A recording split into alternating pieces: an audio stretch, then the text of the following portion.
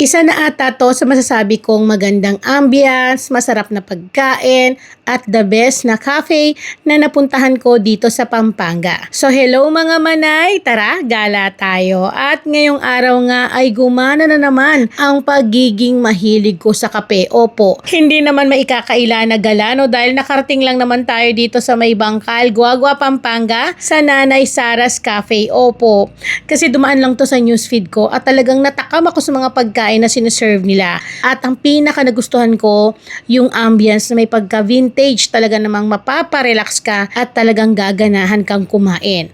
Mababait yung staff at yung mga pagkain nila talagang babalikan mo rin. Eto nga pala yung menu nila. Nakakatuwa kasi kahit dito pag pumipili ka, Tagalog na talagang parang kala mo bumalik ka sa nakaraan.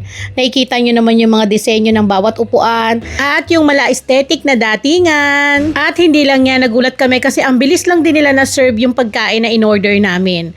Nako, sa itsura pa lang talaga namang nakakatakam. Dito nga pala ay nag-order ako ng iba't ibang flavor ng iced coffee and milkshake nila. Syempre, hindi mawawala, in-order ko rin yung bestseller nila na salad. Then, meron din tayong empanada na binabalik-balikan daw ng mga customer nila. Grabe, ang sarap neto ah. Syempre, ano bang hihintayin natin kundi tara, kain po tayo. Kasama ko yung mga bata dyan, kaya naman ako excited na akong tikman. Ito yung kanilang fries, then merong dip sauce sila na binibigay. Sorry mga manay, dito nakalimutan ko kung anong pangalan nito dun sa menu, pero masasabi kong ang sarap. Then nagbibigay din pala sila ng libreng popcorn, pang appetizer, lalo na kung naghihintay kayo at natagalan yung mga order ninyo. Dahil mahilig nga rin ako sa pasta, nag-order ako ng kanilang pinagmamalaki na chicken truffle pasta. Dito pa lang masasabi ko mga manay, napakasarap nung sauce niya. Hindi siya yung gano'ng kaalatan, hindi gaya ng sa iba na parang mauumay ka. Para sa akin yung isang ganito ay mauubos mo talaga. Then may kasama na rin tong toasted bread. At dahil nga syempre kita nyo naman na nasarapan ako, pinatikim ko rin dun sa mga kasama ko dahil nung una ayaw nila.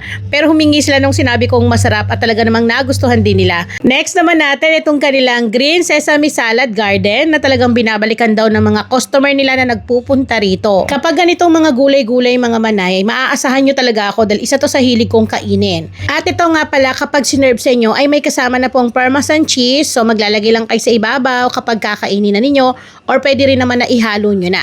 So ito nga pala ay romaine lettuce, tapos merong pasas akong nalalasahan, merong bacon yata yon, tapos yung kanilang sweet mango.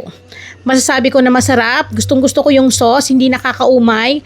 Grabe, alam niyo po ba na inuwi ko pa yung tira dyan? Ayokong masayang dahil talagang kakainin ko dahil nagustuhan ko yung sauce niya. At dito nga ay nilantakan na namin yung mga in-order namin kasi hindi naman karamihan yung mga in-order ko dahil nakapag-lunch na kami at busog-busog pa rin. So talagang kape talaga sana yung titikman namin dito. At dahil nga parang nakakagutom yung mga iba nilang pagkain dito na siniserve, napa-order talaga ako. Ngayon, para doon naman sa kanilang iced coffee, masasabi ko talagang masarap at pwedeng-pwede nyo talagang balikan. Kasi para sa akin, hindi siya ganun katapangan. Saktong-sakto lang na magigising ka, hindi yung magpapalpitate ka, ganon. Then doon sa milkshake nila gustong-gusto ko. At eto nga, pinasyal na ng aking mahiwagang kamay kasama yung aking anak. Siya yung nagkakamera niyan. Pinapakita niya yung buong view nung kanilang cafe. Masasabi ko mga manay, ang ganda rito kasi tahimik, lalo na kung naghahanap ka ng lugar na kung saan makakahinga ka, makakapag-isip ka ng mas maayos, dayuhin nyo. Must try din po talaga yung mga pagkain na sinuserve nila dito. At ang pinaka nagustuhan ko po talaga dito, yung pag-serve ng mga staff nila, napakabait. Nagtatanong sila kung ano yung pwede pa lang i-suggest at napakaganda rin ng lugar nila. At kung magtatanong ka naman kung meron silang malawak na parking area, yes, meron po, sobrang luwag. Kasya kung ilang sasakyan ang gusto mong ilagay dito.